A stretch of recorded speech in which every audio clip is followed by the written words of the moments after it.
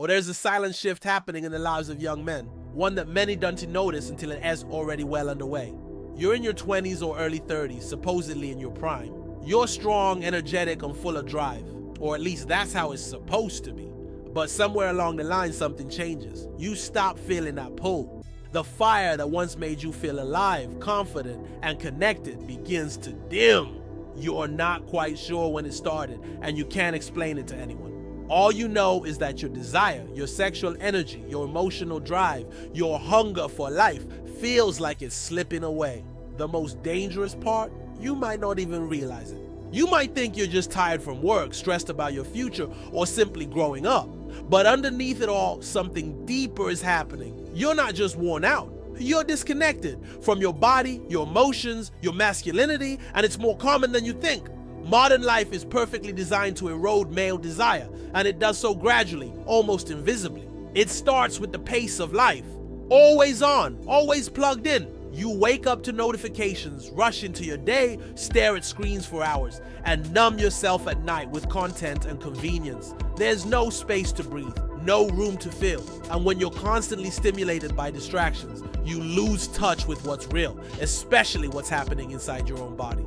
Desire isn't just a switch you flip. It's not just about libido or sex. It's about being attuned to life, feeling pulled towards something, having a sense of hunger, not just for intimacy, but for connection, for challenge, for meaning. And when your body system is overwhelmed, that hunger fades. The spark goes quiet. And instead of feeling alive, you feel flat, like you're just going through the motions. This decline doesn't happen overnight. It begins with subtle signals. Maybe you're less motivated to pursue intimacy. Maybe you avoid touch or connection without knowing why. Maybe your energy drops more often. Or maybe you find yourself emotionally distant, unable to engage deeply with a partner or even with yourself. These aren't personality flaws. They're warning signs. And at the heart of it for many young men is one core issue: hormonal imbalance. Testosterone, the primary male hormone, isn't just about muscle or aggression. It's the foundation of vitality, drive, and sexual function. And right now, studies are showing that testosterone levels in young men are dropping faster than ever before in recorded history. That means that even at 25, you might have the hormonal profile of someone twice your age, and you might not even know it. But why is this happening? The answer isn't just one thing, it's a perfect storm. Poor sleep, processed food, constant stress, emotional repression, lack of physical activity, digital addiction. These modern habits are slowly rewiring your biology. When you don't rest deeply, your body doesn't produce enough testosterone. When you consume sugar and seed oils and ultra-processed meals, your metabolism shifts into inflammation. When you spend hours sitting, scrolling, and distracting yourself, your circulation suffers. Your nervous system gets stuck in fight or flight, and your libido, which thrives in calm and connection, fades away. And then there's the emotional layer, arguably even more powerful than the physical. We live in a world where men are taught to suppress emotion, to be hard, to be logical, to keep pushing forward. But desire doesn't thrive in suppression. It grows in presence, in vulnerability, in aliveness. When you numb your emotions, you also numb your capacity to feel desire. You can't selectively shut down feelings. If you avoid discomfort, you also block passion, joy, and intimacy. Over time, you become emotionally flat, and your relationships, especially with yourself, suffer. All of this creates a perfect environment for desire to fade, even in men who are young, healthy on the surface, and outwardly successful. And because no one talks about it, you assume it's just you. You might feel ashamed, confused, or frustrated, but this isn't a personal failure, it's a system failure. A consequence of living in a world that prioritizes productivity over presence, performance over connection, and distraction over depth. The good news is that this loss isn't permanent. Your body hasn't forgotten how to feel. Your mind hasn't lost its fire. Your heart hasn't stopped longing. You've just been conditioned to ignore it. And once you become aware, you can begin to reclaim what's been faded. But you can't fix what you don't face. Reclaiming your desire isn't about chasing some outdated idea of masculinity or trying to force your way back into a version of yourself that no longer fits. It's about listening to your body, your feelings, and the messages you've been too busy or too numb to hear. Because deep down, your system is always communicating with you. Fatigue, disconnection, lack of desire. These are not random symptoms. They're signals, warnings that something in your life, your habits, your mindset is out of alignment. Maybe it's the way you've been treating your body, ignoring sleep, skipping meals, or living on stimulants and late nights. Maybe it's the constant digital noise that never gives your nervous system a chance to rest. Or maybe it's the emotional walls you've built over time, telling yourself that it's easier to stay numb than to risk feeling anything deeply. Whatever it is, it's not too late to change. Desire is a byproduct of wholeness. When your physical, emotional, and mental health are supported, desire returns, not as a reaction, but as a natural expression of vitality. You don't have to try so hard. You don't have to fake it. When you're aligned, desire flows, not only sexually, but in every area of life. It begins with healing the basics. Sleep isn't just about rest. It's when your hormones reset, your brain detoxes, and your body restores itself. If you're not sleeping deeply and consistently, your desire will always feel distant. So start there. Respect your body's need for real rest. Then look at your habits. What are you feeding your system, physically and emotionally? Are you living on processed foods, endless scrolling, quick fixes, and shallow conversations? Or are you giving yourself real nourishment, whole food, stillness, movement, connection, challenge? You can't expect your system to be vibrant if you're constantly numbing it. And don't underestimate the role of movement. Exercise isn't just for aesthetics. It's a way to rewire your biology, to trigger testosterone production, to improve blood flow, to reconnect with your body. It doesn't have to be extreme. Just move daily. Feel your strength return. Feel yourself wake up again. But even more powerful than the physical is the emotional work, the courage to feel again. Because most men today are exhausted not from doing too much, but from feeling too little. Suppressed emotions don't disappear. They just drain you from the inside out. And when you carry years of unspoken stress, shame, or unresolved pain, it weighs down your spirit and with it your desire. Reconnecting with desire means reconnecting with yourself. Not just the part of you that performs, but the part that feels. The part that craves touch, depth, vulnerability. It's not weakness, it's human. And the more honest you become with yourself about what you want, what you fear, what you need, the more space desire has to return. You don't need to have it all figured out.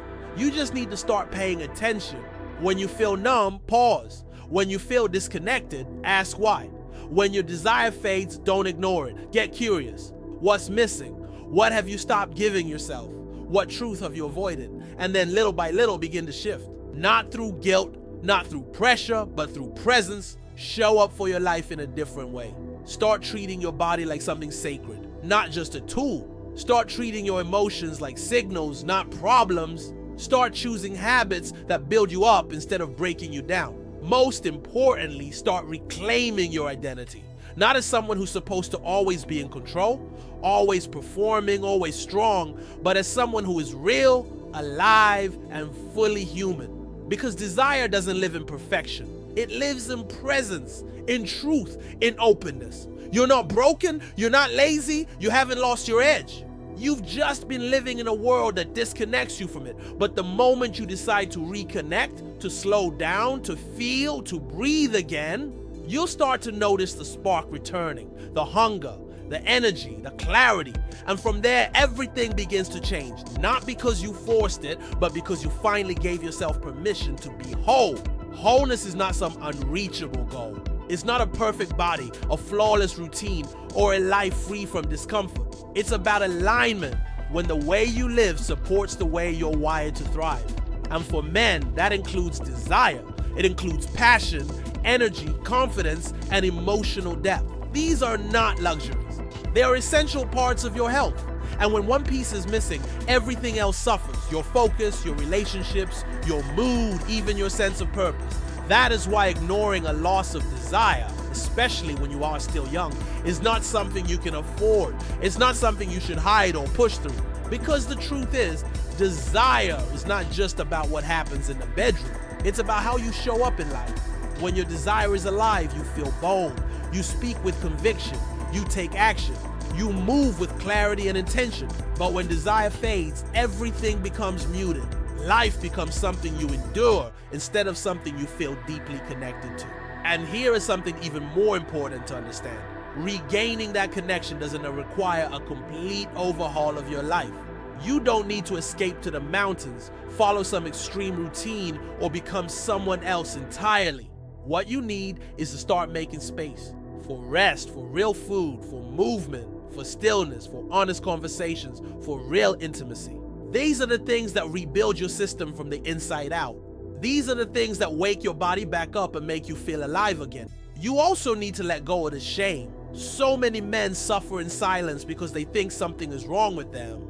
They compare themselves to unrealistic standards or edited versions of masculinity they see online. But the real strength is in being honest, in acknowledging when something feels off, in asking for help, in taking small steps consistently, not because you're weak, but because you care enough to show up for yourself. The path back to desire is not a straight line. Some days will feel better than others, and some habits will be harder to shift than you expect. But the process itself is empowering, because every time you choose to reconnect with your body, every time you slow down enough to feel something real, you're building momentum. You're rewiring your system, not just to function, but to thrive. And as your system heals, desire returns, not like a switch, but like a wave. You start waking up with more energy. You start feeling present again with your partner. You notice little sparks of creativity, moments of confidence, a deeper sense of attraction, not just to others, but to life itself. And that's when you know you're on the right path. Not because everything is perfect, but because you feel awake. Now, this is what men's health really means when we talk about male vitality. It's not just testosterone levels or gym routines. It's about a life that feels full. It's about men who are connected to their purpose, to their partners, to their potential, and that connection is available to you. No matter where you are right now, no matter how long it's been, the door back to desire is still open. Your body remembers, your spirit remembers. You just have to return to it. So don't wait for some major breakdown or crisis to start paying attention. If you feel like your desire has faded, even a little, that's your invitation to start looking within. To treat your health, your emotions, and your time as sacred. To stop numbing and start nourishing. Because the cost of ignoring this isn't just sexual, it's spiritual, it's emotional. It's the difference between merely existing and fully living. You deserve more than numbness. You deserve a life that excites you, that pulls you forward, that reminds you of what it feels like to be fully alive. And it all begins by listening to what your body and heart have been trying to tell you all along.